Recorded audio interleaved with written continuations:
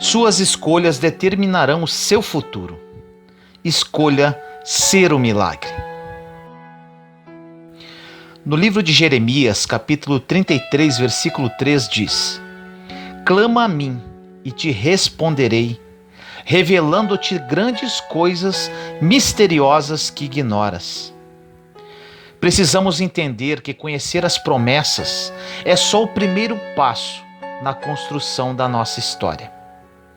Conhecer as promessas é entender a identidade que se tem. Depois que entendemos o que Deus espera de nós, precisamos nos mover, precisamos sair do lugar. Há algum tempo atrás, mais um recorde mundial foi quebrado. Um queniano conseguiu completar uma maratona de 42 quilômetros em menos de 2 horas. Ele estava tão animado que chegou a comparar esse marco histórico com a primeira vez que o homem pisou na Lua. Algumas coisas nesta corrida nos chamam a atenção. A primeira foi que, para que ele conseguisse bater essa meta e romper esse recorde, mais de 40 pessoas acompanharam-no ao longo da jornada. Eles foram divididos em grupos de mais ou menos 7 pessoas e ajudavam a ditar o ritmo ao longo da maratona. O corredor está lá, focado em vencer. Só que existem pessoas que estão lá focadas em ajudar e mostrar para ele o ritmo certo para chegar até o final dentro do tempo estipulado. Ele pode ser o melhor do mundo, pode ter o melhor preparo, a melhor genética, mas precisa de pessoas junto com ele, ditando o ritmo e dizendo: você não vai parar no meio do caminho, você não vai desistir aqui. Ainda existem alguns quilômetros para você enfrentar. Você não vai parar até que chegue na linha final. Outra coisa que nos chama a atenção: além dessas pessoas ajudando durante a corrida, existia um carro elétrico na frente do atleta, que projetava um facho de luz a laser, para que o corredor soubesse quais eram as melhores partes do percurso para percorrer. Tiramos uma grande lição disso. A nossa jornada de fé é exatamente como a maratona. Tem muitas pessoas que estão cansadas porque acham que a velocidade para chegar é o mais importante. Mas a nossa jornada de fé não tem nada a ver com o quão rápido vamos chegar no final. É sobre chegar ao final. Não é tão importante como começa, mas sim como termina. É sobre isso que esta mensagem vai falar. O maratonista tem mais preocupação com detalhes acerca da sua jornada do que a maior parte dos cristãos tem a respeito da sua jornada de fé. Hoje é um dia importante, pois é um dia que você precisará escolher, porque antes de você começar a correr, você vai precisar fazer algumas escolhas para a sua jornada. Como? Quem serão seus conselheiros? Os seus combustíveis? Quais serão os próximos passos? Quais guerras vale a pena lutar? Quais portas você precisa entrar? Quem vai te manter de pé? Quem te justifica? Quem provê sobre a sua casa? No livro de Hebreus, capítulo 12, versículos 1 e 2 diz: livremo-nos de tudo que nos atrapalha e do pecado que nos envolve. Corramos com perseverança a corrida que nos é proposta, tendo os olhos fixos em Jesus, autor e consumador da nossa fé, porque ele, pela alegria que lhe fora proposta, suportou a cruz, desprezando a vergonha, e assentou-se à direita do trono de Deus. Pensem bem naquele que suportou tal oposição dos pecadores contra si mesmo, para que vocês não se cansem e não se desanimem. Jesus, um pouco antes da sua morte, observou pessoas fazendo pouco caso dele. Aqueles que caminharam ao lado dele diziam que não sabiam mais quem ele era. Quando ele estava a ponto de ser entregue, de ser traído, nos momentos finais, onde ele chegou ao ponto de transpirar sangue por estar muito angustiado. Nesses momentos tristes e agonizantes, você sabe o que manteve Jesus de pé, sem desistir e sem voltar atrás? Grave isso. É porque ele olhava para a alegria que lhe fora proposta. E você sabe que alegria é essa? É olhar para você e para mim e ver que o pecado não poderia mais roubar-nos dele. É ver que nossa vida nunca mais será a mesma, porque há poder naquele sacrifício para livrar-nos da morte. Jesus olhava para o fruto da redenção e sabia que valeria a pena tudo o que ele iria enfrentar. Pois, ao terceiro dia, quando ressuscitasse, ele envergonharia o inferno, a morte. Ele tomaria as chaves, ele reinaria sobre tudo aquilo que um dia nos separou da criação. Jesus olha para nós hoje e diz: valeu a pena. Talvez a sua pergunta seja: Vinícius, como que isso se encaixa na minha vida? É simples. Às vezes estamos desistindo de um propósito que Deus tem para nós, porque esquecemos das promessas que Deus já fez e que não tomamos posse. Se Deus prometeu a você uma família, não é na primeira crise do seu casamento que você vai jogar tudo para o alto. Se Deus prometeu a você que vai suprir as suas necessidades, segundo as suas riquezas em glória, não é a primeira empresa que falir ou você perder o emprego que vai fazê-lo desistir daquilo que ele te prometeu dali em diante. Agora, nunca esqueça disso.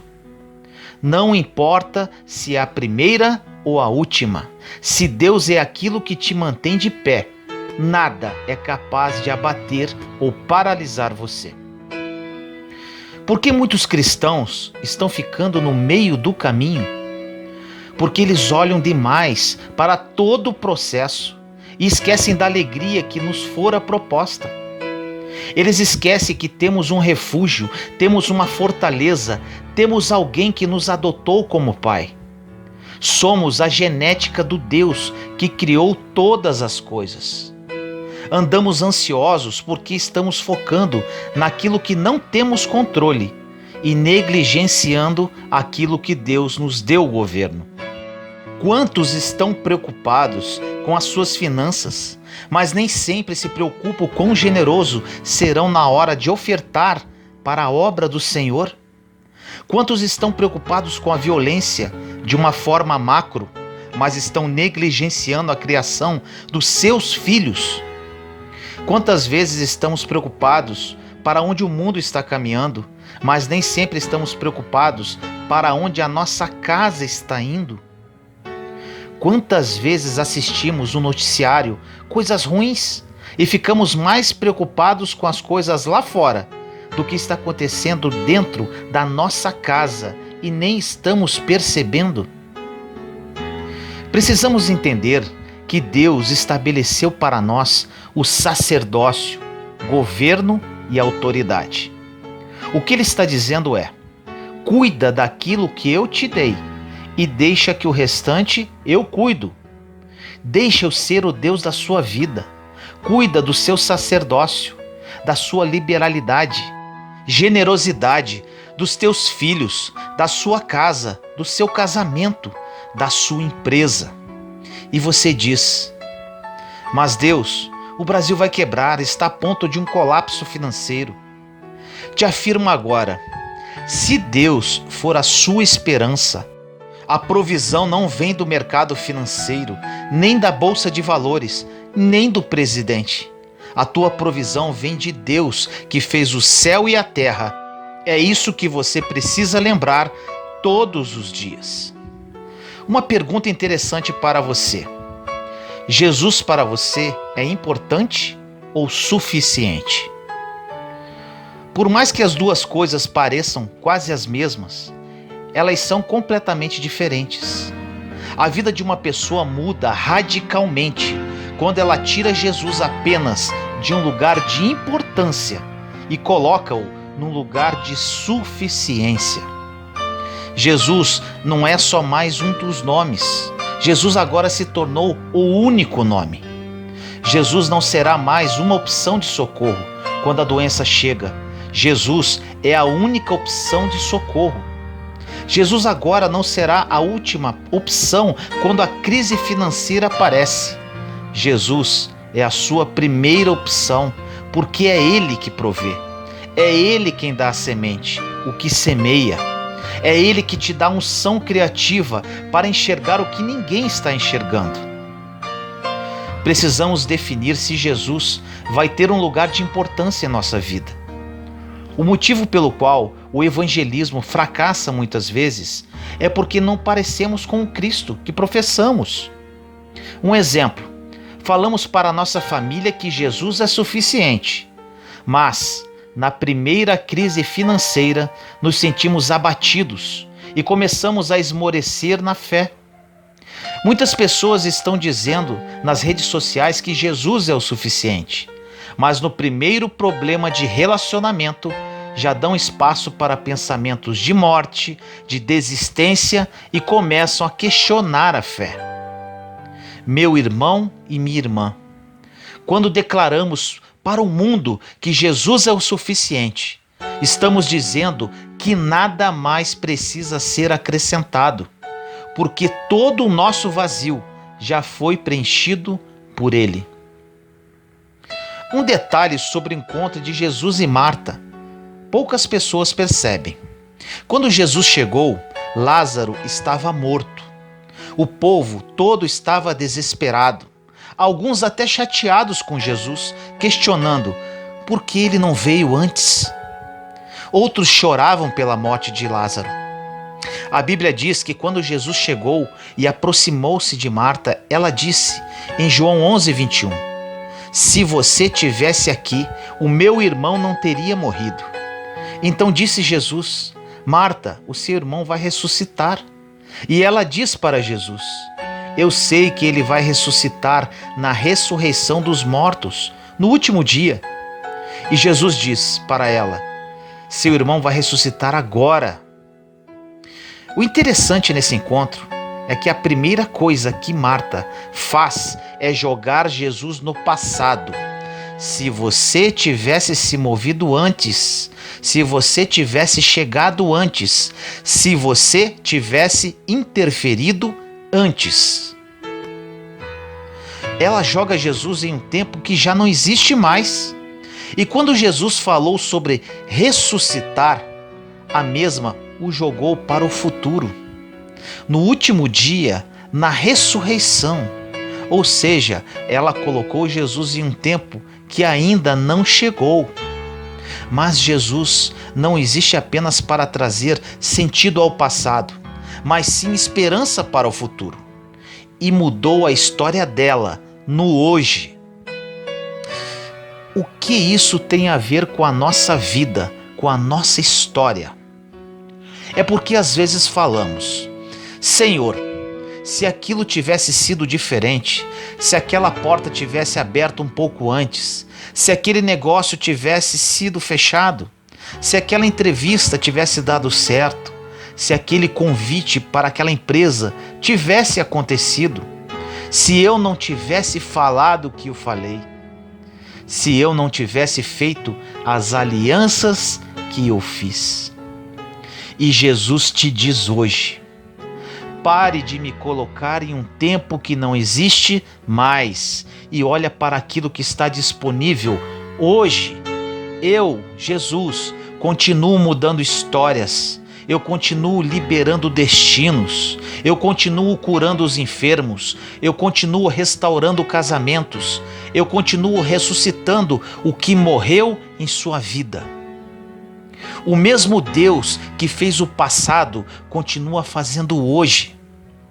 Durante a nossa jornada de fé, precisamos escolher que Jesus é o suficiente.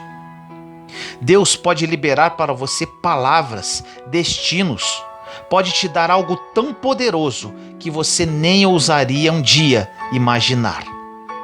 Ele pode mudar para sempre a sua história. Jesus é importante e o suficiente. precisamos fazer um exercício prático. Quando alguma coisa acontecer, uma circunstância adversa, quando tempestades se levantam, quando as coisas fogem do nosso controle, precisamos fazer memórias e pensar que não somos qualquer um, pois carregamos promessas do nosso Pai e elas vão acontecer, porque aquele que prometeu é fiel para cumprir. As coisas podem passar, palavras podem passar, promessas de homens passarão, cenários, circunstâncias, mas as palavras que eu carrego não passarão, diz o Senhor. Você sabe o que Deus estabeleceu para nós através da redenção? Ele trouxe para nós acesso à paz que excede todo o entendimento, Filipenses 4:7. Temos acesso à ausência de ansiedade, 1 Pedro 5,7, que diz: pois lance sobre ele toda a vossa ansiedade, porque ele tem cuidado de vós. Temos proteção em meio ao deserto, Salmo 23,4, que diz: mesmo que eu ande pelo vale da sombra da morte, mal nenhum eu temerei, porque tu estás comigo. Temos acesso à provisão, Filipenses 4,19, que diz: porque o meu Deus suprirá todas as necessidades de vocês, segundo as suas riquezas em glória. Temos acesso ao cuidado, Salmo 91,7, que diz: porque 1000 podem cair ao teu lado e 10.000 à tua direita, mas você não será atingido. Nós temos acesso ao renovo, Isaías 40:29, que diz: ele fortalece o cansado e dá grande vigor ao que está sem força. Porque até os jovens se cansam e ficam exaustos, os moços tropeçam e caem, mas aqueles que esperam no Senhor têm esperança, renovam as suas forças, voam bem alto como águias, eles correm e não ficam exaustos, eles andam e não se cansam. Deus nos dá descanso. Mateus 11:28 diz: pois vinde a mim todos vós que estáis cansados e sobrecarregados, que eu vos aliviarei. Tomai sobre vós o meu jugo e aprendei de mim, que sou manso. Existem todas essas realidades, mas precisamos entender que elas estão disponíveis não ontem, não amanhã, mas hoje. Ouvimos tantas pregações, mas o que vai mudar a nossa história não é a quantidade de revelações que ouvimos, mas a quantidade de revelações que colocamos em prática em nosso dia a dia. Eu não quero compartilhar com você mensagens de ânimo, porque a base do ânimo é a emoção, e emoções passam. O que eu quero compartilhar com você é que Deus continua fazendo milagres sobrenaturais, sinais e maravilhas. Mas você precisa se mover na altura dessa revelação. Entenda quem você é e caminhe debaixo dessa revelação. Você precisa saber qual a sua identidade como filho ou filha de Deus, pois o entendimento dessa identidade liberará o favor de Deus sobre a sua história. Se você sabe quem é, saberá do que pode. Se você sabe quem é, saberá até onde vai. Se você sabe quem é, saberá o poder e a autoridade que carrega.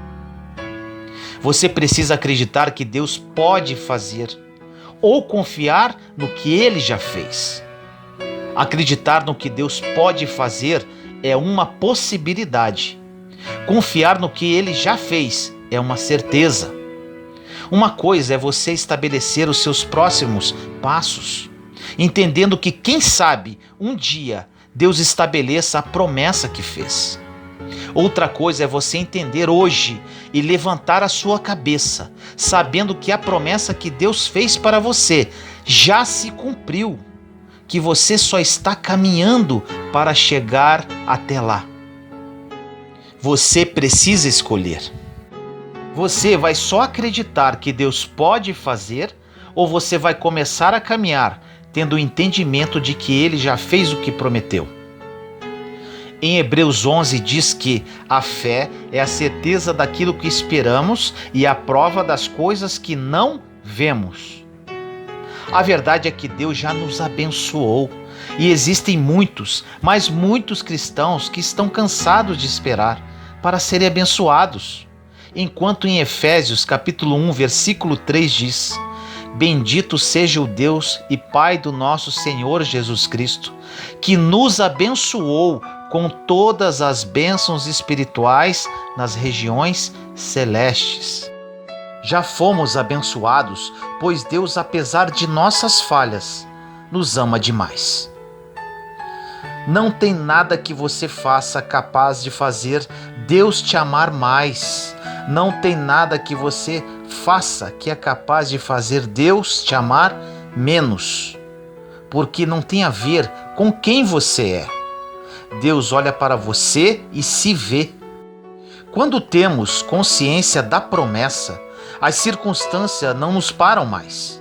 Pessoas podem te perseguir, te caluniar, desprezar a unção que você carrega, rejeitar a verdade que você tem, criticar tudo que você faz, impedir seu crescimento, mas mesmo que tudo se levante contra você, ninguém pode roubar a promessa que sobre você foi liberada. Por isso que o inferno fica revoltado conosco. O diabo pode tentar mover qualquer coisa de forma exterior, mas ele não tem acesso à promessa que foi liberada dentro de você. Podem tentar paralisar você por fora, mas ninguém consegue paralisar o que foi depositado dentro.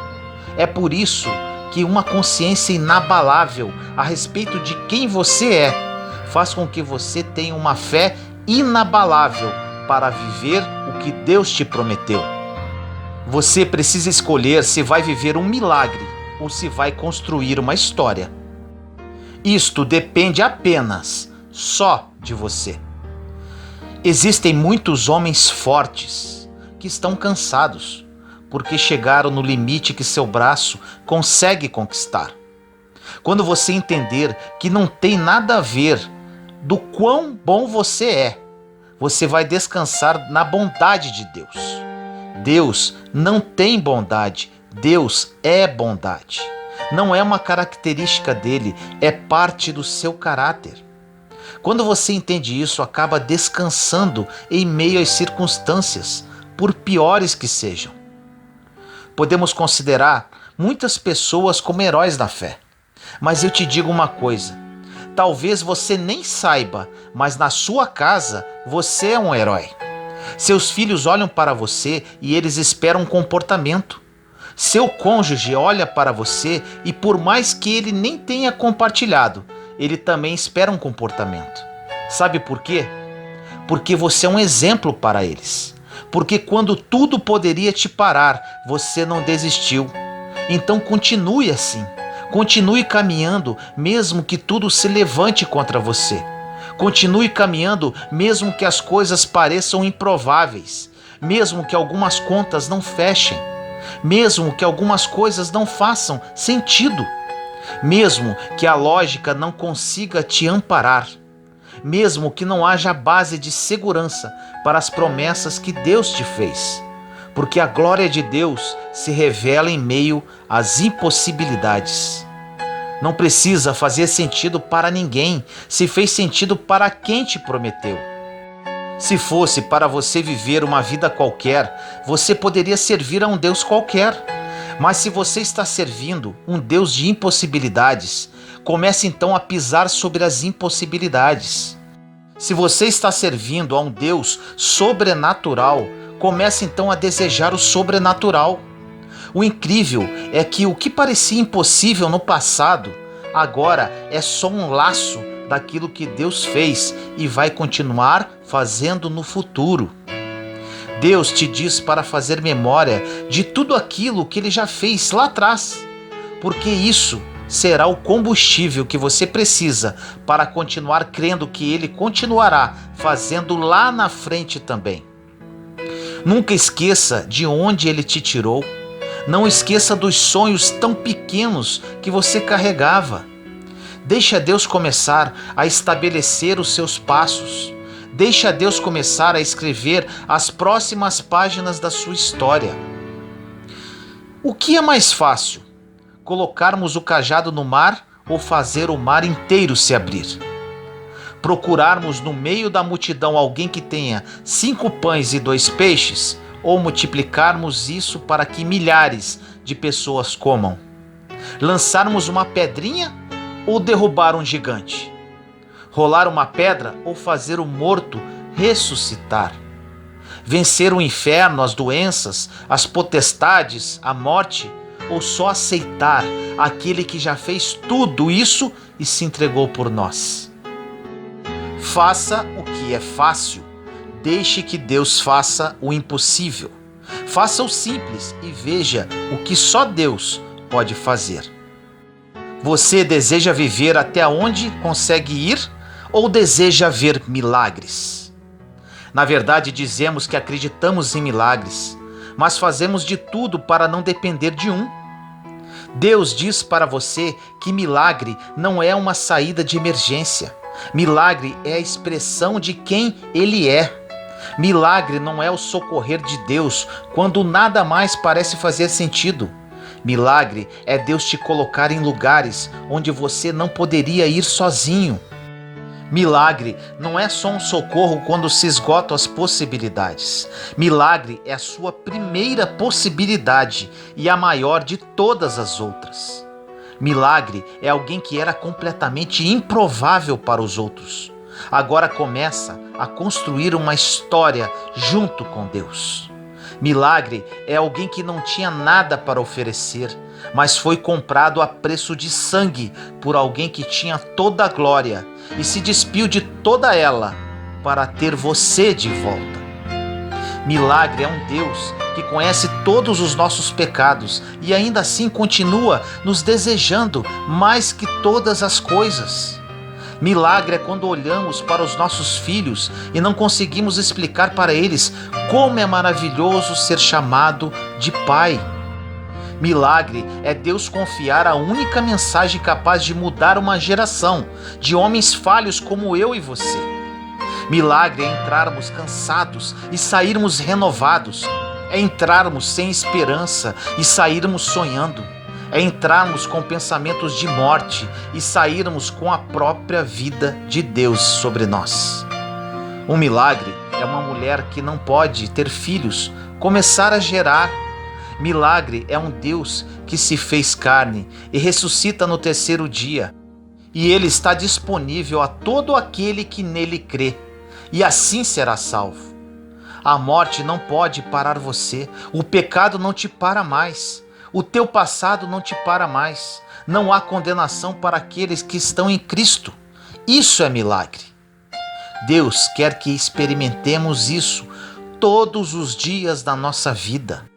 A partir de hoje, coloque em um papel os seus sonhos e você vai perceber que em muitos momentos você diminui a sua expectativa para se ajustar no seu nível de fé. Deus te diz para não diminuir as suas expectativas, mas sim aumentar a sua fé. Não tente acomodar o tamanho dos seus sonhos à sua realidade.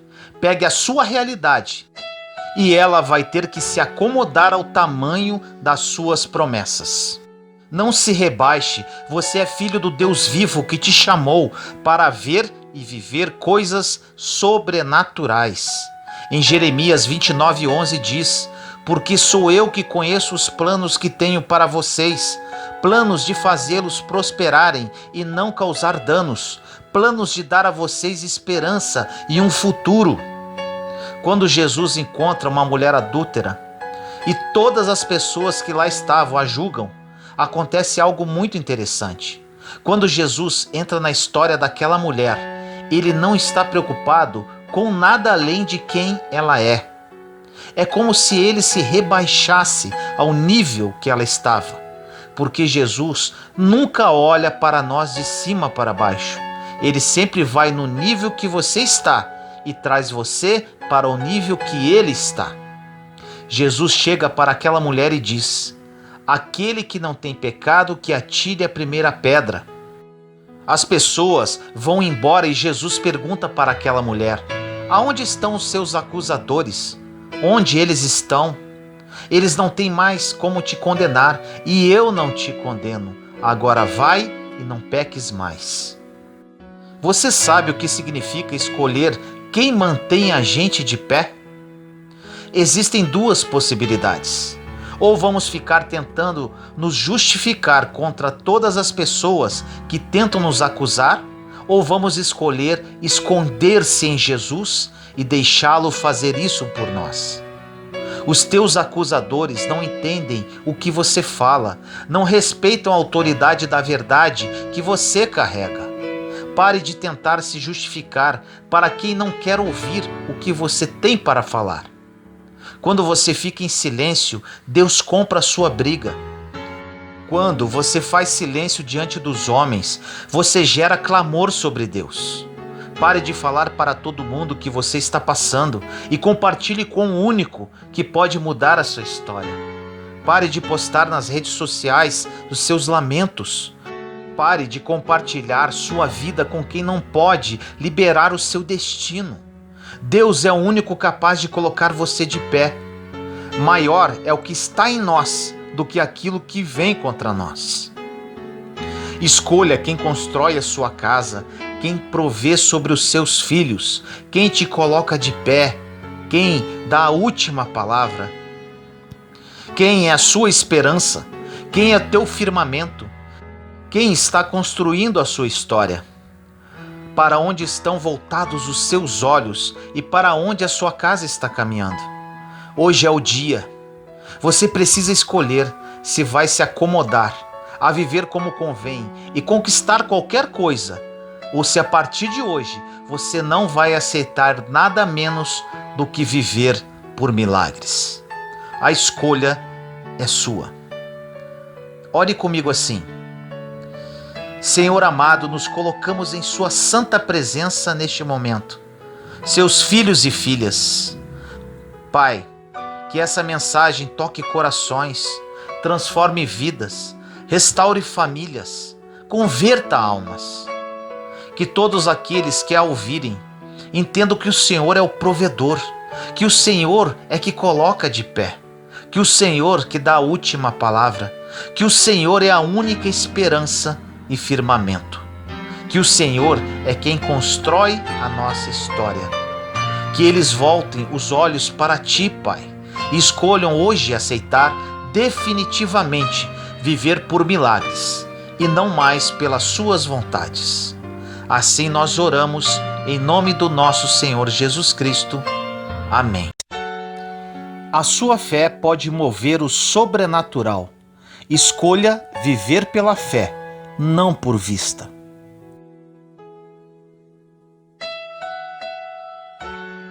No livro de Hebreus, capítulo 11, versículos 1, 2 e 6, diz assim: Ora, a fé é a certeza daquilo que esperamos e a prova das coisas que não vemos, pois foi por meio dela que os antigos receberam bom testemunho. Sem fé é impossível agradar a Deus, pois quem dele se aproxima precisa crer que ele existe e que recompensa aqueles que o buscam.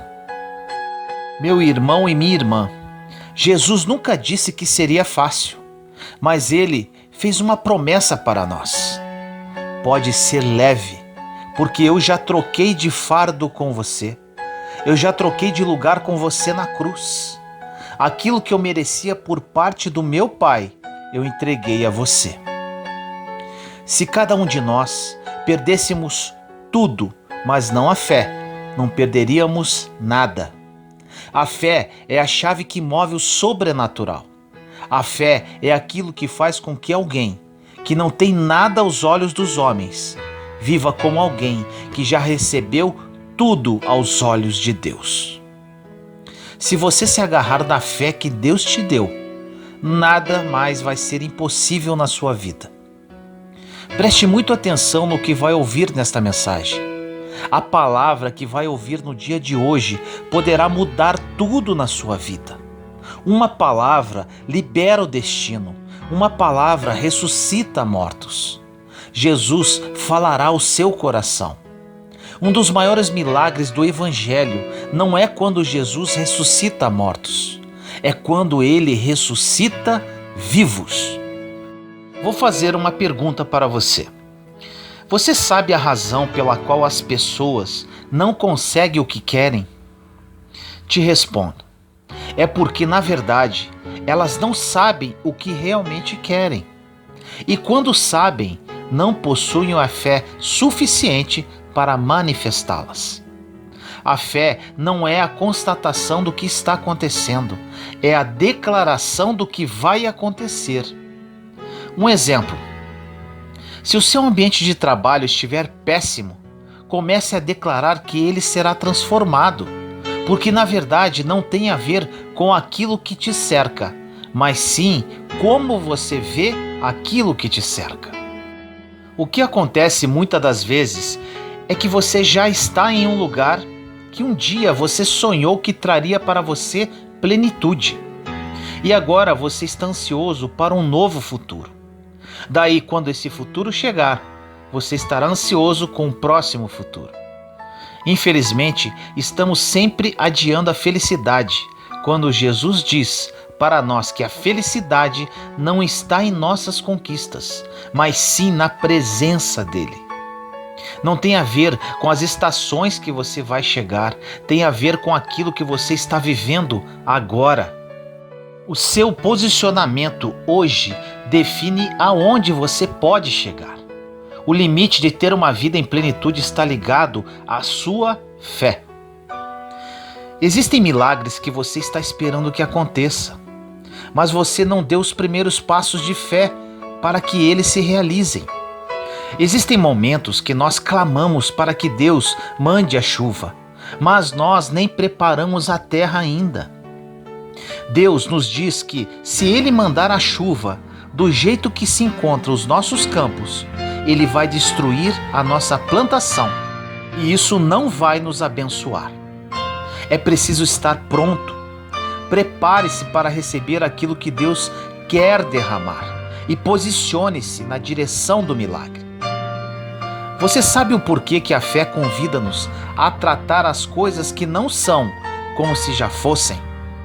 Porque alguém que não é rei ainda, mas já se porta como tal, está preparado para subir no trono? Temos o exemplo de Davi. Ele era improvável, desconhecido. Até para os seus pais e irmãos ele era invisível.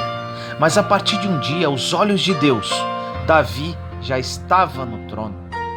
Aos olhos dos homens, eles viam Saul no trono, mas aos olhos de Deus, o trono estava vazio, porque o rei que era seu por direito ainda não havia se assentado lá. Por isso, não se mova por aquilo que o homem vê. Por vezes, você olha para uma situação e enxerga o impossível, mas aos olhos de Deus, essa situação já foi vencida. Pare de reclamar daquilo que você não se moveu para viver. Pare de reclamar do resultado de escolhas que você ainda não fez. Para você viver aquilo que deseja, você precisa abrir mão da vida que você leva. Em 2 Crônicas 7,14 diz: se meu povo, sobre o qual foi invocado o meu nome, se humilhar, se procurar minha face para orar, se renunciar ao seu mau procedimento, escutarei do alto dos céus e sanarei sua terra. Se você der os seus passos de fé, os céus vão reagir àquilo que você está se movendo. Os céus estão prontos para reagir sobre a sua casa, mas a sua casa precisa dar os primeiros passos. O Evangelho não tem a ver com conforto, tem a ver com propósito. Não faça das suas crises o seu devocional. Uma pessoa que já está sem esperança, acorda, toma o seu café e fica horas assistindo o jornal. Depois disso, quando sai para trabalhar, tem a perspectiva que o mundo está desmoronando devido a tanta violência que ela assistiu. Esta pessoa fica com a sensação de que tudo está errado. e isso parte da influência do que acabou de ver nos meios de comunicação. Entenda que o céu não está em crise e que você precisa fazer a sua escolha. Ou as realidades do céu entram na sua casa, ou os seus olhos vão ditar para onde você pode ir.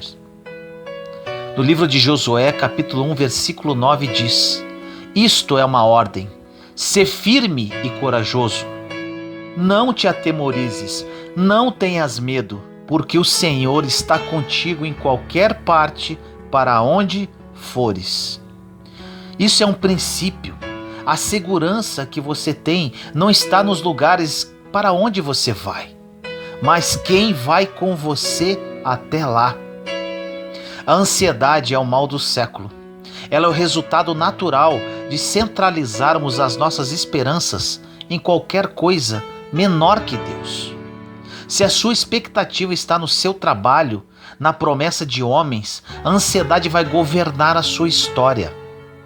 Agora, se a sua expectativa está em Deus, você precisa ter consciência de que Deus é o suficiente para tocar em qualquer esfera da sua vida e mudar a sua história. Então, quando você confia em Deus, pode todas as coisas. Você descansará debaixo da certeza. Se nós sabemos que Ele pode todas as coisas, por que acreditamos que Ele só vai tocar em algumas delas? Deus pode liberar curas contra a enfermidade, pode mudar histórias financeiras, mudar cenários. Confie, se posicione. Quando você pauta o seu futuro naquilo que os olhos veem, você estará dando para a sua carne o lugar de governo para a sua história. Você sabe por que isso? Porque a partir daí, os seus olhos vão definir até onde você poderá chegar. Você tem que entender: ou são os seus olhos que dirão a você quais são os seus limites, ou Deus que te criou, quando nada ao teu redor existia, fará isso. Faça a sua escolha. Os seus olhos veem impossibilidades e a sua fé diz: vai dar tudo certo. Foi eu que te prometi e eu vou prover cada promessa. Em 2 Coríntios 5,7 diz: andamos na fé e não na visão. Olha que interessante isso. Você conhece algum casal que está junto há muito tempo, mas não existe mais confiança entre um e outro? Com certeza você responderá sim, pois nos dias de hoje isso é muito comum. Vamos fazer um parâmetro com nossa vida espiritual. Existem muitos, mas muitos cristãos que caminham perto dele há muito tempo, mas não confiam que ele pode fazer aquilo que a palavra dele diz. Você sabe qual o princípio que Deus está estabelecendo com isso? Que estar perto não significa confiar. Você já parou para se perguntar o porquê que mesmo as igrejas crescendo cada dia mais em números de fiéis, os milagres que rompem o sobrenatural não aumentam na mesma proporção? É porque estar perto não significa confiar. Talvez você esteja há anos na igreja e não confia que uma palavra ou uma oração pode mudar a sua história. Se fosse diferente, levaríamos mais a sério nossos momentos no secreto com Deus, um sermão sendo ministrado ou uma mensagem sendo ouvida. Essa mensagem, por exemplo, poderá ter dois efeitos na sua vida. Ou ela não representará nada, ou sua vida poderá ser transformada. Esses efeitos são liberados de acordo com a sua fé. No livro de Deuteronômio, capítulo 31, versículo 6 diz: coragem e sede fortes, nada vos atemorize, e não o temais, porque é o Senhor vosso Deus que marcha à vossa frente. Ele não vos deixará, nem vos abandonará. No episódio da tempestade, Jesus apresenta-se para os discípulos. Porém, ele só acalma a tempestade depois que ele entra no barco. Primeiro ele diz, sou eu, ou seja, primeiro Jesus acalma a tempestade dentro deles, dos discípulos. Depois ele entra no barco e a tempestade cessa. Observe o princípio que ele está estabelecendo. A sua confiança não tem que estar no mar que se acalma, mas na presença de Deus que se manifesta. Você precisa confiar que o fato de Deus estar com você já é a segurança que você precisa. Em João, capítulo 15, versículo 7 diz: se permanecerdes em mim e as minhas palavras permanecerem em vós, pedireis tudo o que quiserdes e vos será feito. Em 2 Timóteo 1,7 diz: pois Deus não nos deu um espírito de covardia, mas de fortaleza, de amor e de equilíbrio. O significado de equilíbrio basicamente é posição estável, sem oscilações ou desvios. Equilíbrio não é ausência de intensidade, é ausência de inconstância. Deus nos fala que o que vai mudar a nossa história não é só a intensidade do que fazemos, mas é como vamos até o final. Nossa geração tem um problema de inconstância e não de intensidade, porque na primeira crise abrimos mão da fé. Ou seja, no momento onde você mais precisa se firmar, acaba fugindo. Equilíbrio não é você ir mais devagar, é você ser constante. Fique firme, não importa aquilo que está cercando você, importa aquilo que você carrega.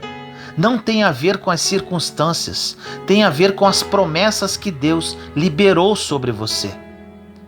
No livro de Efésios, capítulo 6, versículos de 11 a 13 diz: revesti-vos da armadura de Deus, para que possais resistir às ciladas do demônio.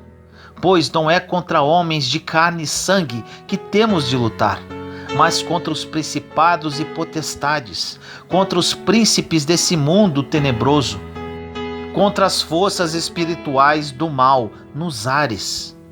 Tomai, portanto, a armadura de Deus, para que possais resistir nos dias maus e manter-vos inabaláveis no cumprimento do vosso dever. Olha isso. Depois que fizer tudo, permaneça firme. Em 1 Coríntios 16:13 diz: vigiai, sede firmes na fé, sede homens, sede fortes. Para vivermos uma vida constante, viver no sobrenatural e acima de todas as adversidades, isto tem a ver também com as nossas escolhas. Uma vez perguntaram para um esportista famoso: é verdade que você corre todos os dias 4 horas da manhã? E ele disse: não, às 4 eu já estou correndo.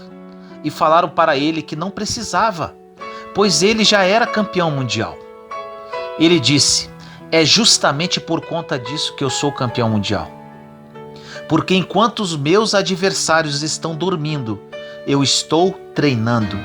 E se eu souber que algum adversário meu está indo treinar às 4 horas da manhã, eu começo a treinar às 2.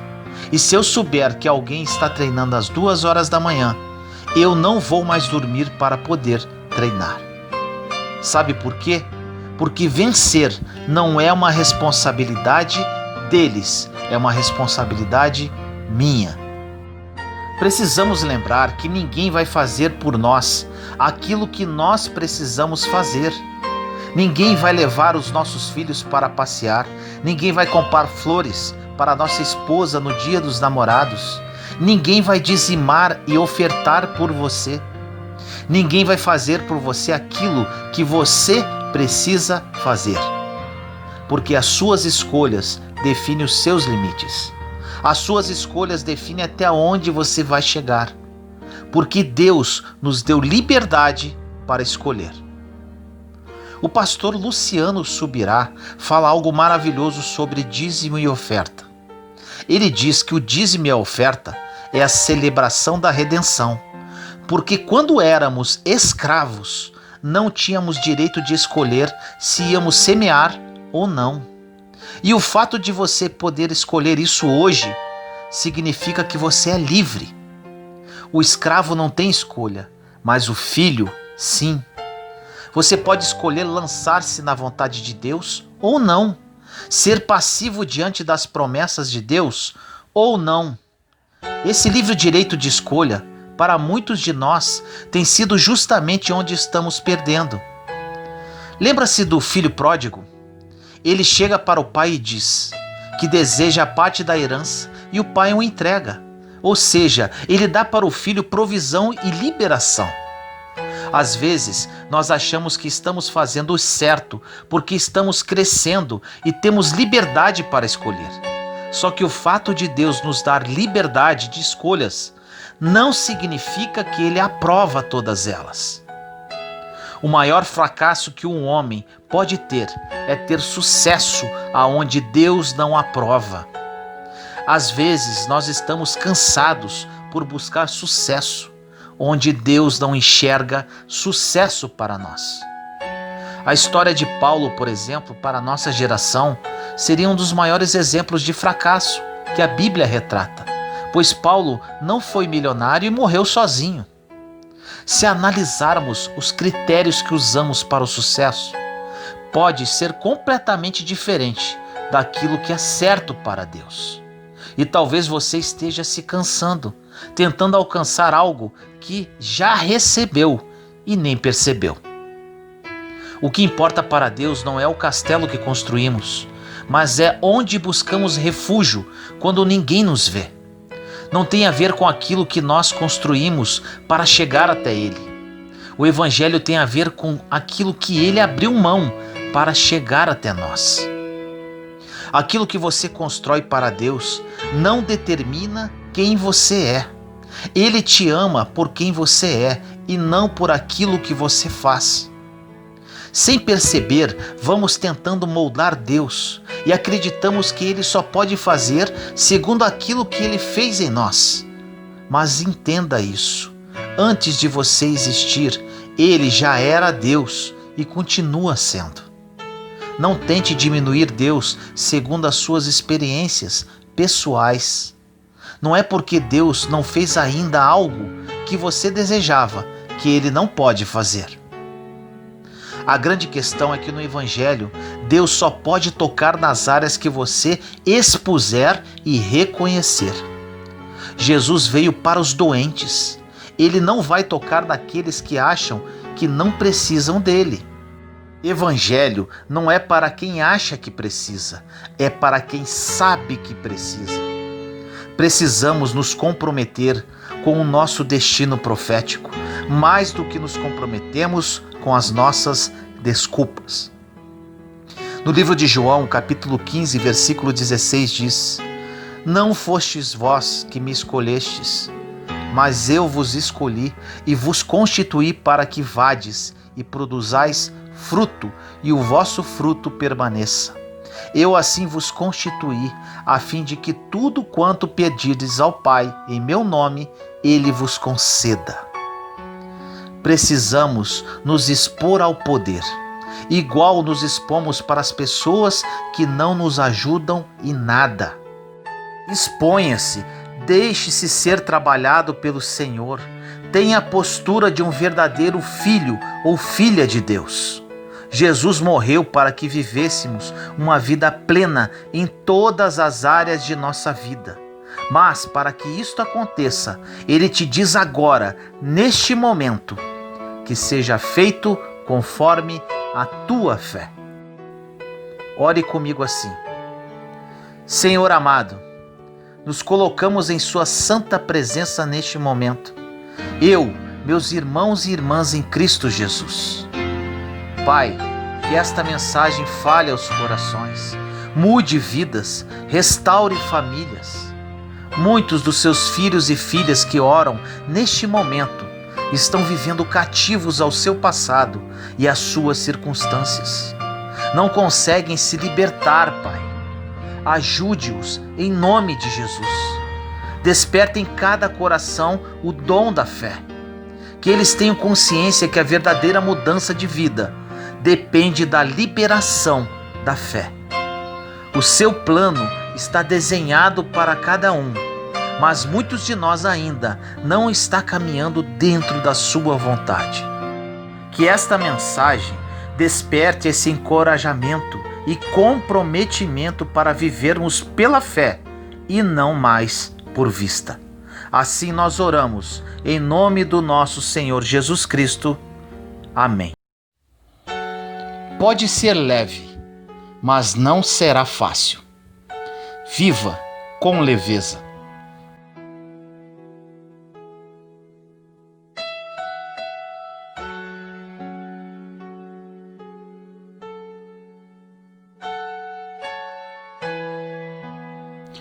Do livro de Mateus, capítulo 11, versículos de 28 a 30 diz: Venham a mim todos os que estão cansados e sobrecarregados, e eu lhes darei descanso.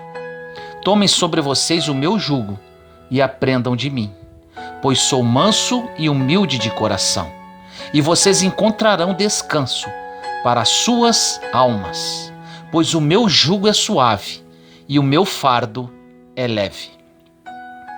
Jesus não projetou você para viver cansado. Não é nada fácil, e aqui vem o grande aprendizado desta mensagem. Não confunda facilidade com leveza. Jesus nunca disse que seria fácil, mas ele disse que pode ser leve. Às vezes você pode ter pensado que depois que você aceitou Jesus, tudo ficou pior. Mas não, te afirmo, tudo já estava assim, só que você não via, pois tinha uma venda nos seus olhos que Deus tirou. Um fumante não consegue sentir mais o cheiro, mas quando ele entra no ambiente puro, todos que estão lá presentes conseguem sentir o aroma que ele carrega. A conversão é basicamente isso, é Deus tirando as vendas. E quando isto acontece, percebemos o lixo que já estávamos acostumados a viver. Com isso, temos a impressão que tudo parece estar desmoronando. Na verdade, sempre esteve. Era você que não enxergava. Mas entenda isso. Tudo vai se encaixar no tempo devido e lá na frente as coisas começarão a fazer sentido. Precisamos pontuar isso. Uma vida leve não significa uma vida fácil. O Evangelho não vai poupar-nos das lutas. Pelo contrário, é o processo que transforma meninos em homens. É o processo que tira de nós o mimimi. É o processo que faz com que nossa confiança em Deus aumente dia a dia, apesar das circunstâncias. No meio de um incêndio, por exemplo, você terá que fazer escolhas, estabelecer prioridades. Quem você vai salvar? Você logo pensa que precisa salvar a sua esposa, seus filhos e os seus documentos. Deus nos fala hoje que precisamos viver como se tudo estivesse em chamas. Porque quando tudo parece que está em chamas, não teremos tempo para carregar o peso que Deus não quer que carreguemos. Quando tudo está em chamas, você terá que priorizar o que é prioridade para Deus também. Então, quais são as duas coisas que você vai priorizar e que não poderá perder quando tudo estiver em chamas? A sua identidade e a sua família. Profundo isso, não é? Deus ainda diz hoje para mim e para você: é esse estilo de vida que eu tenho para você. Uma vida sem distrações. Não vai ser fácil, filho, mas pode ser leve. Tira hoje da sua vida, da sua casa, da sua família, da sua jornada, aquilo que é desnecessário. Porque às vezes estamos priorizando aquilo que Deus nunca priorizou. Às vezes estamos valorizando aquilo que Deus nunca valorizou. E sabe qual é o problema? Nessa mochila tem espaço definido. E quando preenchemos em coisas que não são prioridade, vai faltar espaço para aquilo que mais importa. Quantas pessoas você conhece que abriram mão da família por causa de uma empresa? Quantos empresários que prosperaram e conquistaram tudo aquilo que queriam, mas esqueceram dos filhos e da esposa? Precisamos entender que nenhum sucesso justifica o fracasso da nossa casa. Precisamos avaliar sobre o que estamos construindo a nossa história. Em Mateus 7, versículos de 24 a 27 diz: Aquele, pois, que ouve estas minhas palavras e as põe em prática, é semelhante a um homem prudente, que edificou sua casa sobre a rocha. Caiu a chuva, vieram as enchentes, sopraram os ventos e investiram contra aquela casa. Ela, porém, não caiu, porque estava edificada na rocha. Mas aquele que ouve as minhas palavras e não as põe em prática é semelhante a um homem sensato, que construiu sua casa na areia. Caiu a chuva, vieram as enchentes, sopraram os ventos e investiram contra aquela casa. Ela caiu e grande foi a sua ruína. A Bíblia está falando sobre dois tipos de homens, dois tipos de histórias e fundamentos. Ou seja, o fundamento não está onde são colocados os tijolos, mas sim no alicerce, onde você constrói e ninguém vê. O imprudente não está preocupado em construir aquilo que ninguém vê. Ele está preocupado em construir aquilo que todo mundo consegue enxergar. Ele não está preocupado com princípios. Ele está preocupado em exposição.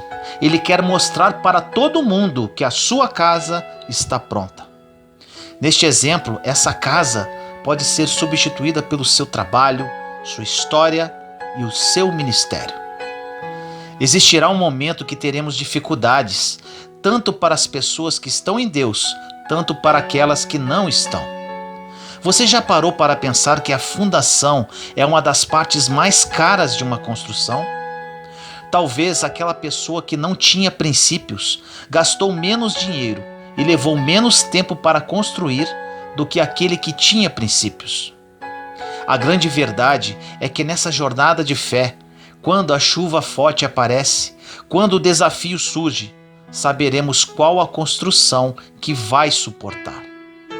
E aí chegamos à conclusão que não importa a construção que foi construída mais rápido, mas sim quanto tempo ela dura. Sem Deus, você pode correr e conquistar aquilo que você sempre sonhou. Mas aí vem a pergunta para você me responder: quanto tempo isso dura? Para viver uma vida leve, não importa como construímos, importa apenas onde está nossa confiança. Existem momentos que parece que nada está acontecendo, mas o poder mais explosivo de uma semente acontece em um ambiente onde ninguém enxerga. Precisamos lembrar que aquilo que Deus tem para nós dura para sempre e é eterno. O que tem nos guiado? Existem momentos que o que tem nos guiado é a multidão. E tem momentos que estamos mais preocupados com aquilo que os outros estão dizendo do que Deus pensa a nosso respeito. Se você é controlado pela opinião dos outros, isto representa a forma mais segura de jamais atingir os propósitos de Deus na sua vida. A multidão é enganosa. A mesma multidão que aplaudia Jesus quando ele entrava na cidade, dias depois gritava: "Crucifica-o!" Pior do que uma perseguição pode ser uma bajulação. A presença da multidão representa a ausência de milagre. No livro de Mateus, capítulo 9, versículo 23 a 26 diz: Chegando à casa do chefe da sinagoga, Jesus viu os tocadores de flauta e uma multidão alvoroçada. Disse-lhes: Retirai-vos, porque a menina não está morta, ela dorme. Eles, porém, zombavam dele.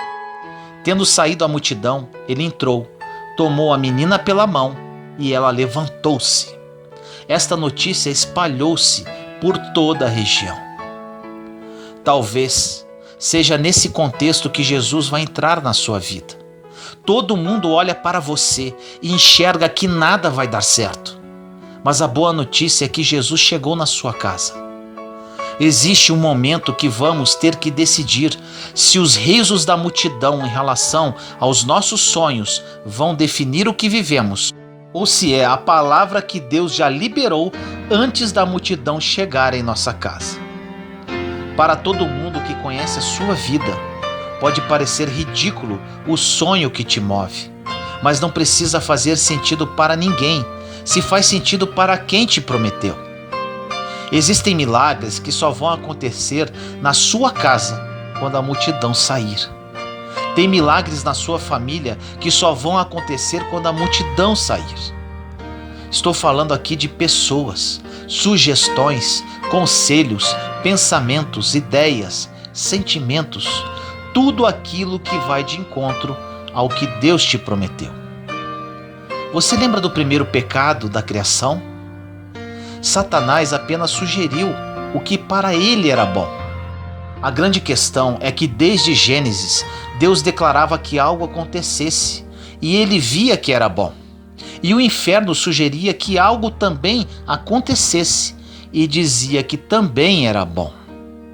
Se você não souber quem você é em Cristo Jesus, você não terá noção no que é capaz. E qualquer sugestão do inferno pode fazer você parar. A promessa de Deus chegou na sua casa antes de qualquer sugestão do inferno. Então você precisa decidir em qual delas você vai querer se agarrar.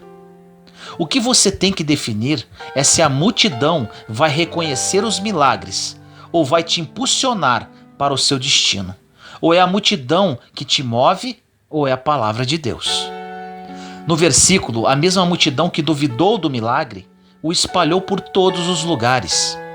Toda a multidão que se levantou contra as promessas de Deus vão ter que reconhecer que só o Senhor é Deus.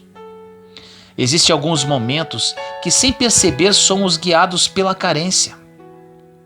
A carência, muitas vezes, move-nos para aquilo que parece a promessa, mas não é.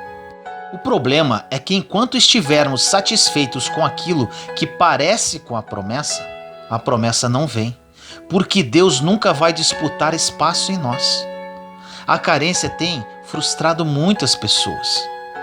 Como um exemplo muito comum, observamos pessoas que têm a convicção de que o namoro vai dar certo. Eles estão carentes e insistem com o relacionamento. Qual o resultado? Quando se casam, terão a certeza que não era isso. A grande questão é que se você começa o relacionamento, seja ele qual for, pelas motivações erradas, você só conseguirá mantê-lo pelas motivações erradas também. Agora eu pergunto para quem está namorando: se o seu namoro te afasta de Deus, o que faz você acreditar que o seu casamento vai fazer você se aproximar dele? A inconstância no namoro não vai se transformar em constância no casamento. Existem problemas que enfrentamos que desde o princípio sabíamos que seriam problemas, mas porque estávamos carentes, criamos uma expectativa em pessoas, alianças, empresas, lugares, entre outros. A expectativa que criamos nisso tudo, somente Deus pode suprir. Tem muitas mulheres que estão reclamando dos seus maridos, e eles são incríveis, e vice-versa. Às vezes estamos frustrados com o outro porque estamos colocando expectativa naquilo que o outro não tem como suprir. O casamento não vai fazer você feliz. Você tem que ser feliz antes de se casar. Porque quando o homem feliz casa com uma mulher feliz, não tem como dar errado. Quando um homem e uma mulher que tem um buraco dentro de si se casam, achando que vão se preencher, os dois vão passar mal juntos. Deus não veio para suprir as nossas carências. Ele veio para preencher todo o vazio, porque só Ele sabe o que falta dentro de nós. Deus nos fez completos e só Ele sabe o que falta. Existem momentos que somos guiados pelo medo. Quando o medo define os seus limites, você estará entregando para ele a construção da sua história. Se o medo definir os seus passos, ele definirá aonde você pode ir e não a promessa que você recebeu.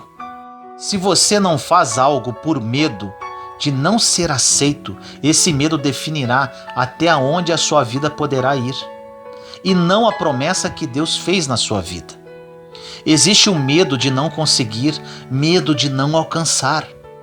É como se estivéssemos falando para Deus: eu acredito que o Senhor pode fazer, mas eu acho que o meu medo tem mais poder de definir a minha história do que a tua promessa. Deus conhece a sua história e Ele sabe exatamente o que é melhor para a sua vida. Existem pessoas que, por medo de perder, perderam. Você não consegue dar os seus primeiros passos de fé. Você condiciona a sua conversão e o dia que você vai mudar a sua história pelo que os outros vão pensar. Precisamos renovar as nossas esperanças, apesar dos cenários. No livro de Habacuque 3, 17 e 18 diz: porque então a figueira não brotará, nulo será o produto das vinhas, faltará o fruto da oliveira, e os campos não darão de comer. Não haverá mais ovelhas no aprisco, nem gado nos estábulos.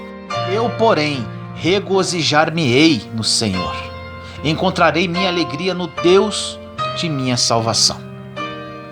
Os meus olhos podem estar vendo que falta tudo, mas a minha fé diz que eu posso todas as coisas naquele que me fortalece. No livro de Hebreus, capítulo 11, versículos de 1 a 13 diz: a fé é o fundamento da esperança, é uma certeza a respeito do que não se vê. Foi ela que fez a glória dos nossos antepassados. Pela fé, reconhecemos que o mundo foi formado pela palavra de Deus e que as coisas visíveis se originaram do invisível. Pela fé, Abel ofereceu a Deus um sacrifício bem superior ao de Caim e mereceu ser chamado justo, porque Deus aceitou as suas ofertas. Graças a ela é que, apesar de sua morte, ele ainda fala. Pela fé, Enoque foi arrebatado, sem ter conhecido a morte, e não foi achado, porquanto Deus o arrebatou. Mas a Escritura diz que antes de ser arrebatado, ele tinha agradado a Deus. Ora, sem fé é impossível agradar a Deus, pois para se achegar a Ele é necessário que se creia primeiro que Ele existe e que recompensa os que o procuram. Pela fé na palavra de Deus, Noé foi avisado a respeito de acontecimentos imprevisíveis. Cheio de santo temor, construiu a arca para salvar a sua família. Pela fé, ele condenou o mundo e se tornou o herdeiro da justificação mediante a fé. Foi pela fé que Abraão, obedecendo ao apelo divino, partiu para uma terra que devia receber em herança. E partiu sem saber para onde ia. Foi pela fé que ele habitou na terra prometida, como em terra estrangeira, habitando aí em tendas com Isaque e Jacó, co-herdeiros da mesma promessa. Porque tinha esperança fixa na cidade assentada sobre os fundamentos eternos, cujo arquiteto e construtor é Deus. Foi pela fé que a própria Sara cobrou o vigor de conceber, apesar de sua idade avançada, porque acreditou na fidelidade daquele que lhe havia prometido. Assim, de um só homem quase morto, nasceu uma posteridade tão numerosa como as estrelas do céu e inumerável como os grãos da areia da praia do mar. Foi na fé que todos nossos pais morreram, embora sem atingir o que lhes tinha sido prometido. Viram-no e o saudaram de longe, confessando que eram só estrangeiros e peregrinos sobre a terra. A palavra não está dizendo que eles foram poupados das circunstâncias. A palavra diz que eles foram poupados nas circunstâncias. Eles não foram poupados dos processos. Eles foram guardados por Deus durante o processo. Os leões ainda estavam lá, mas não podiam comê-los mais. O fogo ainda estava lá, mas não podia queimá-los mais. A espada ainda estava lá, mas não podia feri-los mais. É por isso que Hebreus 11 diz que a fé não é a ausência de circunstâncias contrárias, mas a fé é a segurança de que Deus nos guarda em todas elas. Na passagem da fornalha ardente, em Daniel 3, a Bíblia não está dizendo que Deus enviou um anjo para que a fornalha não queimasse mais. Pelo contrário, ela estava tão aquecida que os soldados que se aproximaram morreram queimados. Deus estava estabelecendo para as pessoas um princípio. Os teus gigantes não precisam sair para que eu faça. Eu vou fazer na presença deles. A fornalha continua quente, o leão continua na arena, a espada continua levantada. Mas se Deus é por nós, quem será contra nós? 1000 poderão cair à minha direita e 10.000 à minha esquerda, mas eu não serei atingido. Pare de ser guiado pelo medo. No livro de Romanos 8, versículos 31 e 32 diz: Que diremos depois disso? Se Deus é por nós, quem será contra nós? Aquele que não poupou seu próprio filho, mas que por todos nós o entregou, como não nos dará também com ele todas as coisas? Não tem sentido você perguntar para Deus se ele te ama ou não, ou se ele deseja fazer ou não. Ele entregou o próprio filho por você. Existe alguma dúvida com relação a este amor? Quando entendermos a altura, largura e profundidade do amor de Deus por nós, o medo não vai mais fazer sentido. No livro de Hebreus 11:1 diz: a fé é o fundamento da esperança, é uma certeza a respeito do que não se vê. Em Mateus 18:18 diz: em verdade vos digo, tudo o que ligardes sobre a terra será ligado no céu, e tudo o que desligardes sobre a terra será também desligado no céu. Se existe fé, não há espaço para o medo. O medo vai te dizer: não tem como acontecer, é impossível. E a fé vai te dizer: já aconteceu, é inevitável.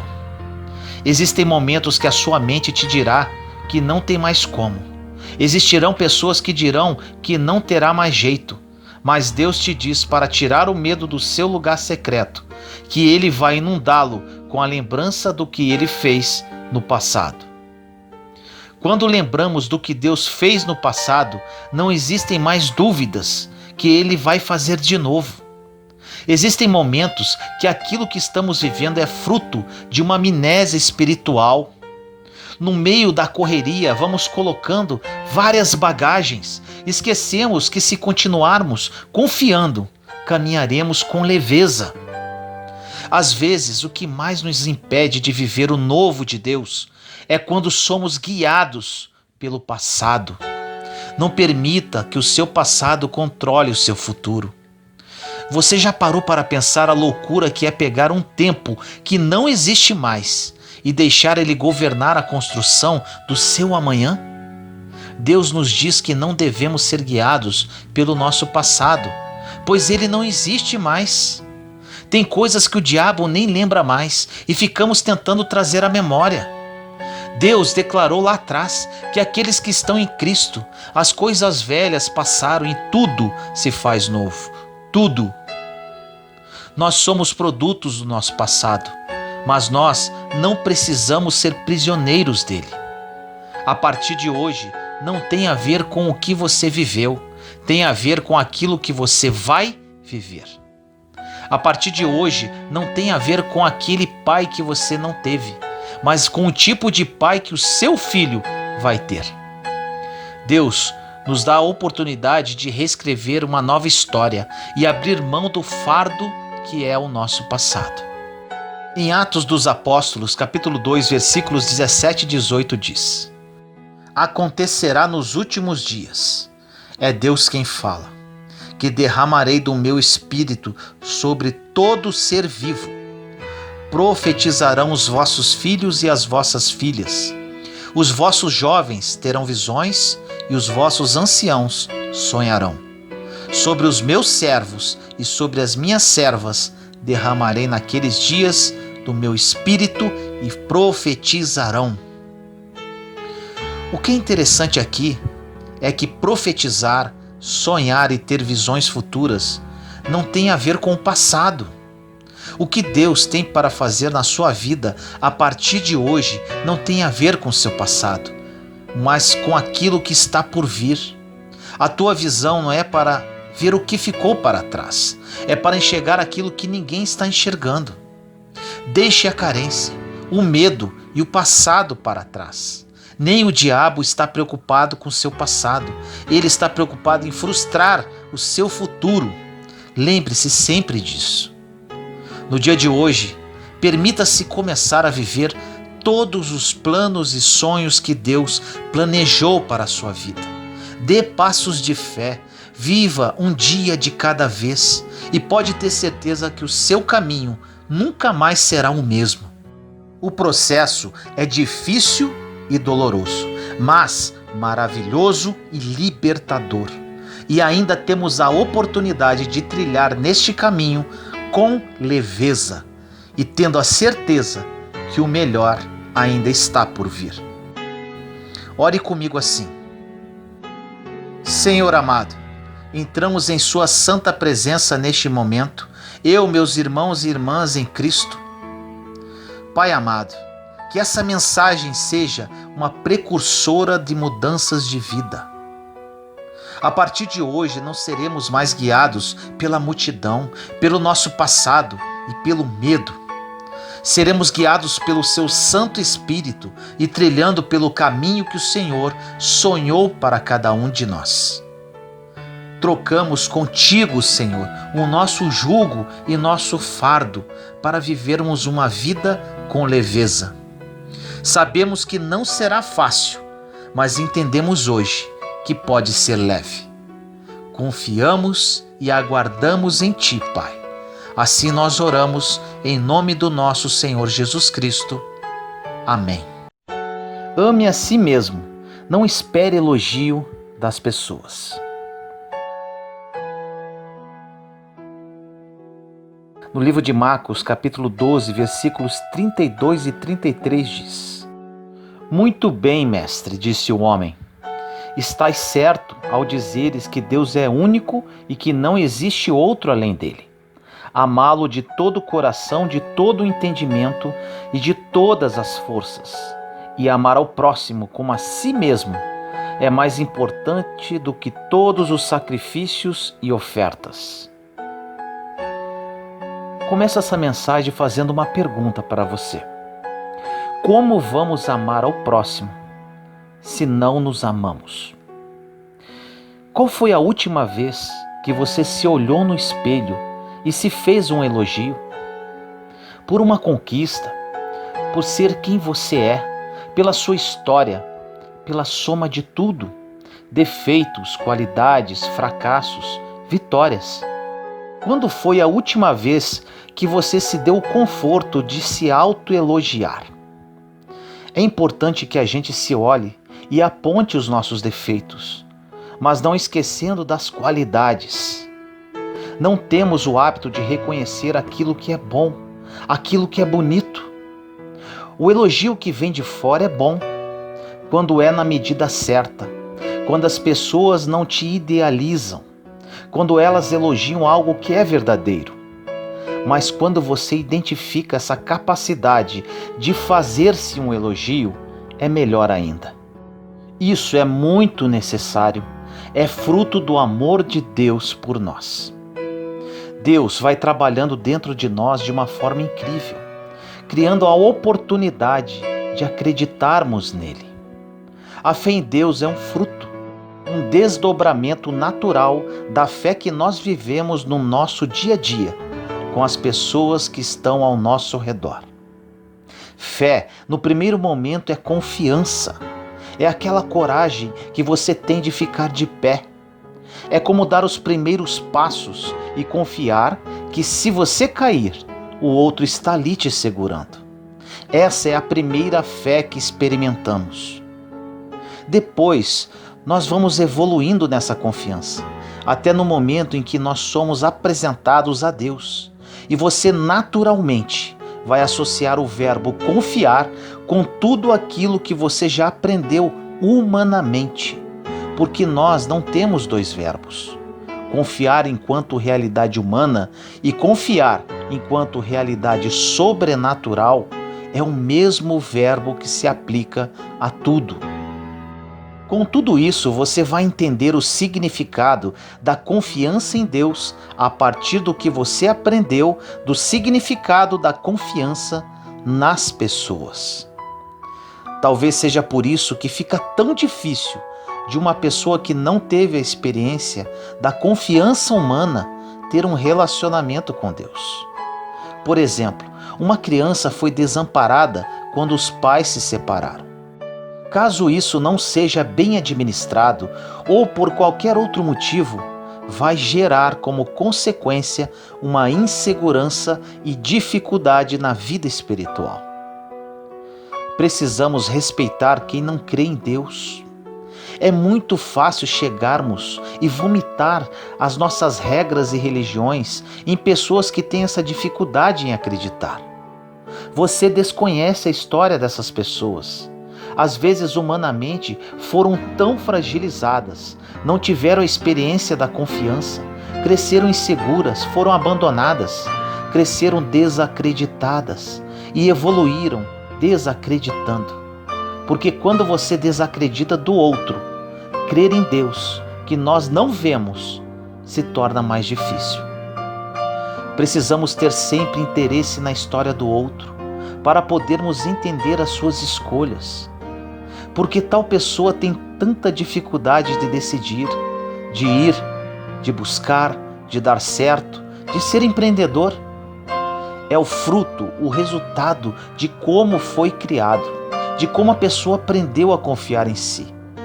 Às vezes pensamos que é o lar perfeito que faz as pessoas assim, mas não, às vezes é o caos, as dificuldades que geram a necessidade de reagir e de pensar: eu não tenho ninguém por mim e eu terei que ir à luta. Nesse caso também existem pessoas que reagem ao contrário. Existem outras pessoas que foram completamente desprezadas e ficamos esperando que elas serão vítimas durante toda a vida. Mas também não. Elas tomam consciência da sua própria história e descobrem que podem e buscam aquilo que não as trouxeram. Às vezes olhamos para uma pessoa rancorosa, egoísta, mesquinha e nos perguntamos o porquê. É só olhar para o passado dela que você vai entender. Todas as pessoas nos influenciam de certa forma. Os pais, avós, tios, vizinhos, professores, a escola, os colegas de escola, amigos do trabalho. Precisamos nos olhar no espelho e se autoelogiar como uma forma generosa, um ato de agradecimento de tudo que conseguimos alcançar. O ser humano que somos, a nossa história que muitas pessoas desconhecem, às vezes até nós mesmos. Por que não buscarmos nos conhecer de uma forma profunda? É uma forma interessante de você chegar ao entendimento daquilo que hoje, no seu comportamento e no seu temperamento, lhe prejudique. Naqueles impasses da personalidade que se tornam obstáculos para uma boa convivência, ou então naqueles detalhes da nossa história que fortaleceram o seu ser rancoroso, ciumento, magoado, mesquinho, infantil. Há tantos detalhes de nossa personalidade que, se não tomarmos nas mãos, se não cuidarmos, jamais vamos nos aplaudir. O ser humano reconciliado é aquele que se aplaude todos os dias antes de dormir. É aquele que, vendo a soma de defeitos e virtudes, fica satisfeito com aquilo que está alcançando, pois a vida não é perfeita para ninguém, mas precisamos dar conta dela e, de alguma forma, precisamos sobreviver a tudo isso. Essa sobrevivência precisa ser entendida todos os dias. Não é um projeto que podemos jogar para longe ou tampouco ficar olhando para trás.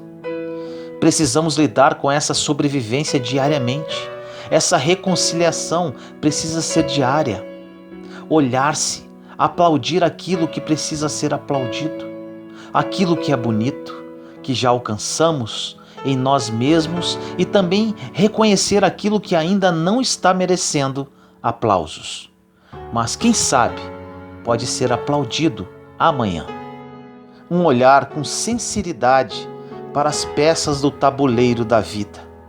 Descobrir aos poucos tudo aquilo que faz parte de nós. Deus não errou conosco. Talvez nós estamos olhando de forma errada para dentro de nós mesmos. Pode ter certeza que Deus não errou contigo. Aquilo que Deus te deu, aquilo que Deus fez, que te colocou aqui em essência.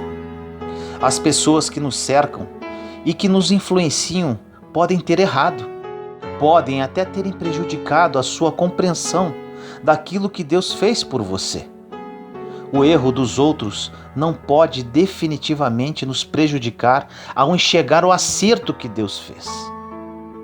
Nós necessitamos ser curados de nossos antepassados, de situações que vivemos conscientes ou inconscientes, para que a olhemos para o resultado que está aqui hoje, nesse dia, nesse horário, para que possamos projetar a continuidade de tudo isso. Deus acertou quando nos projetou. Ele nos fez para que buscássemos ao máximo as possibilidades que estão em nós. Não é justo vivermos de um jeito que prejudique achar essa riqueza que Deus nos deu. Às vezes fazemos escolhas infelizes, superficiais, e assim vamos colhendo muito pouco de nós mesmos, porque acabamos nos acostumando com a mesmice. Vamos vivendo uma vida mesquinha, quando na verdade o nosso empenho deveria ser diário em buscar a nossa melhor parte. Precisamos alcançar o direito de ser quem somos, sem precisar criar um personagem para agradar as pessoas. Não é justo você viver para agradar os outros se você não está agradando ou correspondendo à essência que Deus colocou em você. Tenha em mente que o que tiver que ficar, ficará, e o que tiver que partir, partirá.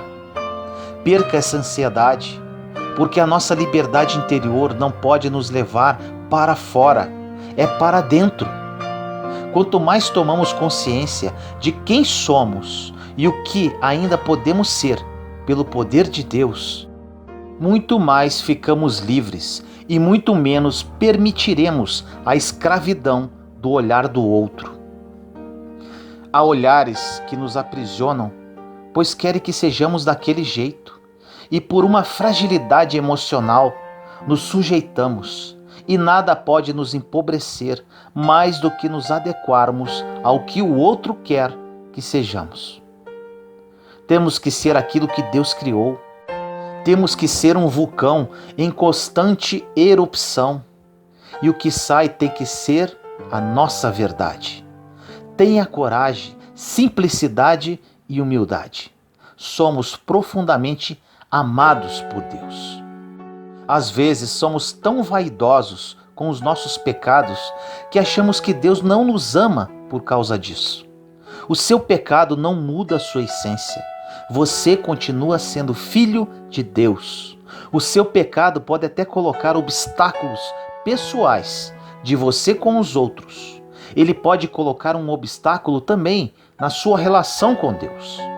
Mas não é que Deus goste menos de você por ser pecador. A relação de Deus conosco, quando o assunto é pecado, é que nenhum pai gosta de ver o filho perdendo a oportunidade de ser grande, de ser bom, verdadeiro, inteiro, saudável. Pense assim: por que o seu pecado desagrada a Deus? Porque enquanto pai e mãe ver o seu filho perdendo a oportunidade de ser feliz, porque ele está escolhendo o que lhe destrói, não iria agradar ninguém. O pecado é uma realidade que, antes de desagradar a Deus, desagrada a nós mesmos. O maior prejudicado com o nosso pecado somos nós, pois estamos perdendo a oportunidade de sermos homens e mulheres bons. Quando escolhemos a maldade, somos nós que perdemos a oportunidade de sermos puros. O desejo de Deus é que nós sejamos cada vez mais proprietários das riquezas que Ele nos concedeu. O grande desejo de Deus é que estejamos cada vez mais próximos dessas riquezas que foram semeadas em nós por Ele. Por isso, sim, você precisa se aplaudir diariamente, mesmo que os seus resultados não tenham sido maravilhosos, porque quando você se aplaude, acaba reconhecendo o lado bom que você já alcançou, as riquezas que já conseguiu distribuir. Quando você é capaz de reconhecer que já alcançou coisas boas de tudo que Deus lhe deu, você reforça a sua autoestima. Você para de autodesprezar-se, porque nada pode te paralisar. Como é difícil sobrevivermos no lugar em que as pessoas vivem, nos colocando defeitos. Como é difícil crescer como pessoa em ambientes nos quais as pessoas têm um olhar extremamente pessimista sobre nós. Ora, quando somos incentivados, mesmo que o nosso resultado não tenha sido maravilhoso, nos motivamos para alcançar mais amanhã. Não espere que o outro lhe dê. Se vier do outro, será apenas um acréscimo que você já se oferece. Acredite em você. Acredite que Deus ama você. Ore comigo assim. Senhor amado, nos colocamos em sua santa presença neste momento, eu, meus irmãos e irmãs em Cristo. Pai amado, agradeço a Ti de todo o coração e de toda a minha alma, devido a esta oportunidade de orar a Ti na presença de muitos de seus filhos e filhas. Querido Deus, muitos deles que oram comigo agora não se amam verdadeiramente, se menosprezam e se acham derrotados. Que a partir de hoje, Pai, todos eles olhem para si mesmos com outros olhos, como verdadeiros filhos Teus, que são muito amados por Ti. Toque-os agora, Senhor, através do Espírito Santo, e que eles sejam transformados neste momento. Que a Tua graça esteja presente na vida de cada um e que o Seu amor invada esses corações. Assim nós oramos, em nome do nosso Senhor Jesus Cristo. Amém. Onde está a sua paciência? Acalme o seu coração. Espere, tenha paciência.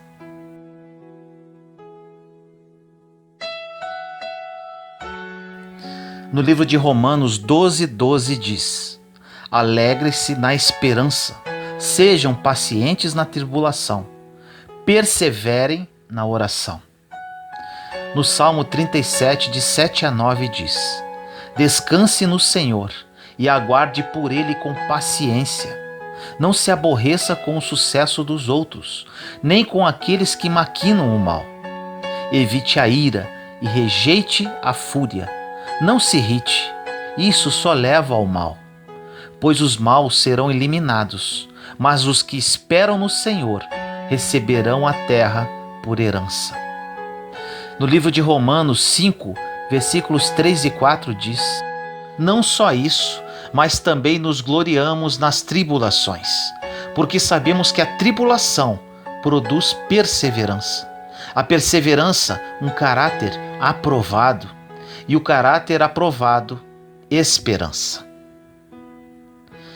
Às vezes ficamos preocupados com um futuro que nem sabemos se vamos ter. Ou então passamos boa parte do nosso tempo faturando o passado, pegando as faturas e pensando se valeu a pena ou não. Nos falta muitas vezes a sensibilidade de observar a vida que está ao nosso redor neste momento, agora. Tudo hoje nos convida a caminhar com muita pressa. O mundo hoje é apressado e, se não cuidarmos, acabamos entrando nesse ritmo acelerado, o que nos impede muitas vezes de perceber a nossa própria vida. Muitas vezes não apreciamos a viagem porque estamos ocupados com tantas coisas.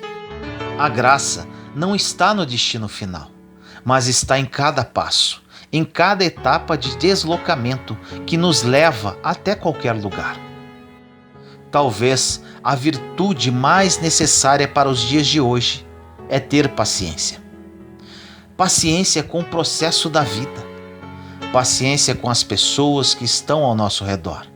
Porque só na paciência descobrimos que a vida é rara, que ela precisa ser apreciada, ser saboreada, que essa vida merece ser vivida em cada momento, em cada etapa com muita intensidade. Às vezes ficamos cansados e perdemos a capacidade de ter essa paciência. Temos dificuldades de lidar com o tempo. Queremos tudo para ontem. Colocamos a nossa alma em um ritmo tão acelerado e que é tão contrário a ela.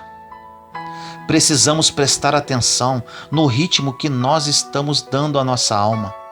Muitas vezes estamos ditando um ritmo que sufoca, que mata aos poucos. Quem impõe esse ritmo é o corpo. Nós não podemos separar as duas realidades. O corpo e a alma precisam ser conjugados. Mas você não pode esquecer que existem necessidades diferentes. A alma tem dificuldades de descansar, e a oração verdadeira é aquela que, calado o corpo, a alma também começa a se calar. E assim ela começa a ficar propensa a Deus. E começamos a ter possibilidade de ter um encontro com Ele, pois após disciplinar o corpo em uma quietude no silêncio, a alma começa a entrar nesse contexto de silêncio e quietude, que é aonde vamos ter a oportunidade de ouvir Deus falar conosco. A palavra de Deus nos tranquiliza e nos ensina valores que mexem com a nossa cabeça, com o nosso jeito de pensar. E com isso vamos percebendo esse movimento natural de Deus, trazendo essa paciência que é tão fundamental para que tenhamos equilíbrio para enfrentar as peças da vida. Hoje é impressionante como nós encontramos pessoas que estão destruindo a sua vida porque não aprenderam sobre paciência. A pressa nos mata. Nós sofremos na carne por consequência da ansiedade. A falta de paciência nos prejudica a ter relacionamentos com qualquer pessoa. Nós estamos agitados, vivendo fora demais, temos compromissos demais e quietude de menos.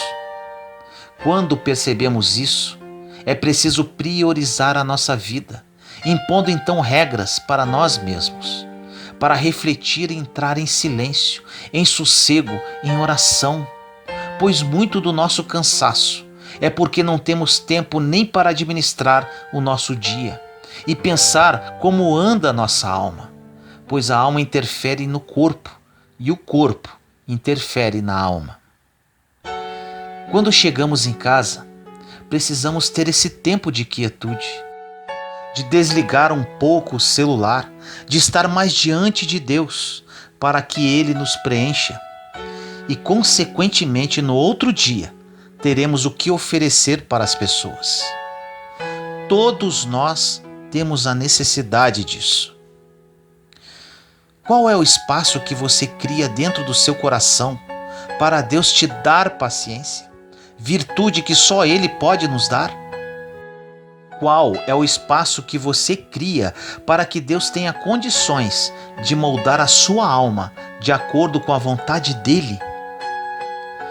Qual é o espaço que você oferece a Deus para que o seu florescimento espiritual aconteça, para que você não se desgaste demais nessa vida, que é tão rara e que nem percebemos por causa do nosso modo de vida que escolhemos viver?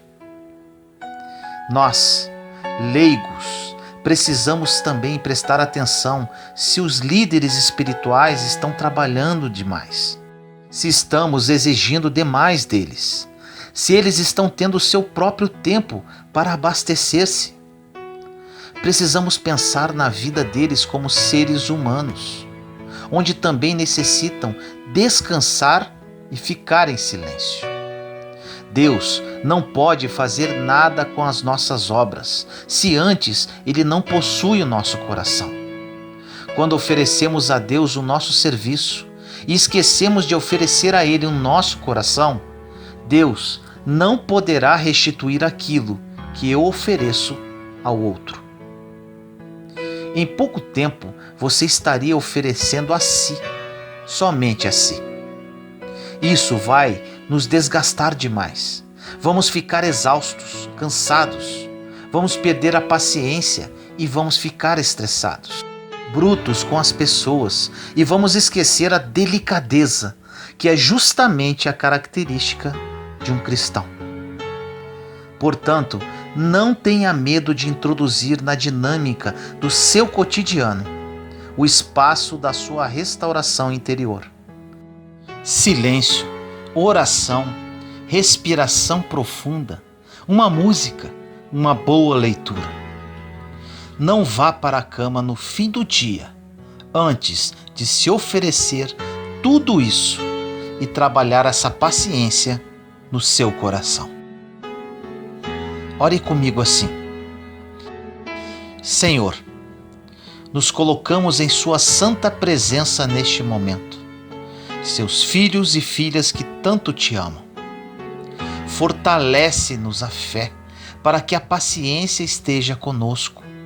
Agradecemos todos os dons de que nos enriqueces a vida, mas te rogamos que nos resguarde a paciência de uns para com os outros, para que estejamos contigo tanto quanto estás conosco, hoje e sempre. Senhor, estamos convencidos de que, sem sofrer com paciência, não podemos ganhar o céu. Dele é que vem, dizia Davi, a minha paciência. Salmo 61:6. O mesmo queremos dizer hoje. Dá-nos a paciência no sofrimento. Queremos aceitar com tranquilidade todas as tribulações, mas depois, quando elas chegam, nos enchemos de tristeza e desânimo. Dessa forma, sofremos sem méritos e sem amor. Por isso, Pai, vos pedimos, pelos merecimentos de vossa paciência, a graça de sofrer todas as cruzes por vosso amor.